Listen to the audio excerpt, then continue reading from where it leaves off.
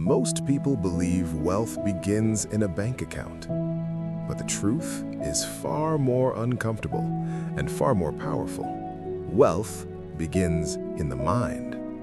This is the story of a man who had nothing except a decision, and that decision changed everything. Armand grew up in a small house where the walls were thin and the dreams were thinner. Every morning, he watched his father put on the same faded shirt, grab the same worn-out bag, and leave for a job he didn't hate but didn't love either. His mother repeated the same advice over and over. Be realistic, be safe, be grateful for what you have. Armand listened. He studied just enough to pass, worked just enough to survive, dreamed just enough to fall asleep, but never enough to wake up and act. By the time he was 25, Armand had a job that paid the bills and drained the soul. Every night he scrolled through social media, watching people his age travel, build businesses, and live lives that felt impossibly far away. When he closed the app, a familiar voice echoed inside him. "That's not for people like you." That voice wasn't fear. It was conditioning.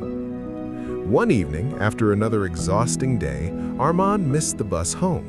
Frustrated, he stepped into a small roadside cafe to wait. The place was nearly empty, except for an old man sitting alone reading a book titled "Your Mind is Your First Investment." Curiosity pulled Armand closer. "You really believe in that stuff?" Armand asked with a half smile. The old man looked up, calm and confident. "I don't believe it," he said. "I lived it." They talked for over an hour. The man shared stories of working multiple jobs, failing businesses, losing money, and never losing belief. He explained how thinking small had once cost him more than any failed investment. Before leaving, the old man slid the book across the table. "You don't need money to start thinking rich, but you'll never build wealth if you keep thinking poor." That night, Armand couldn't sleep. For the first time, he questioned everything he believed about success, money, and himself. He realized something painful but freeing. He didn't lack opportunity. He lacked permission. Permission to think bigger. The next morning, he made a decision that scared him.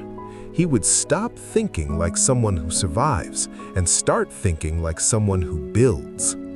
He began changing his inner dialogue. Instead of asking, "Can I afford this?" he asked, "How can I afford this?" Instead of saying, "I'm not good at business," he told himself, "I'm learning." Instead of blaming his circumstances, he took responsibility for his future. It wasn't motivation, it was identity transformation.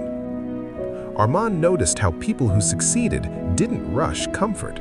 While others relaxed after work, he invested in learning. While weekends disappeared into entertainment, his disappeared into progress. He read, practiced, failed, tried again. People laughed. "You work too hard. Life isn't that serious. Enjoy yourself." But Armand understood something most people ignore. Comfort today often becomes regret tomorrow. His first attempt at building something of his own failed. So did the second and the third. Each failure stung, but something unexpected happened. He didn't quit. Instead of saying, "I'm bad at this," he asked, "What went wrong?"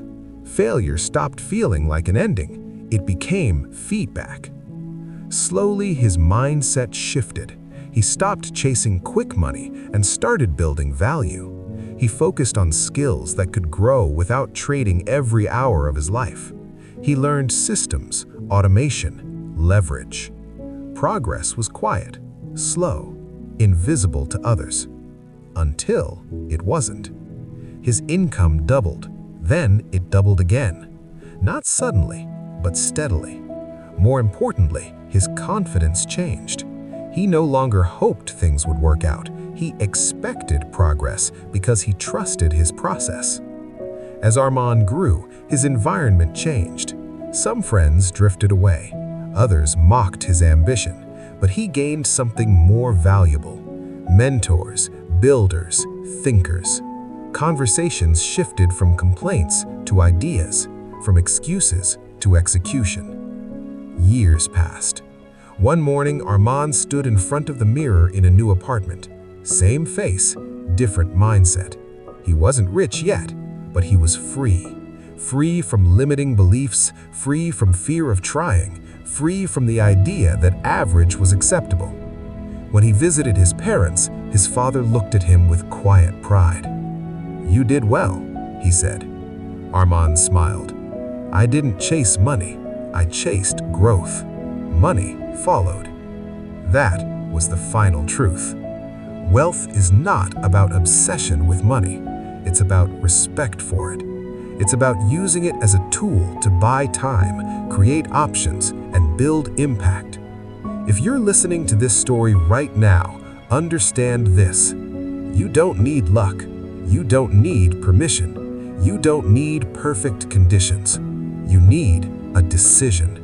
A decision to stop thinking like a victim of circumstances and start thinking like the architect of your future. Because the moment you upgrade your mindset, your life begins to upgrade itself. A rich mindset isn't about having more, it's about becoming more.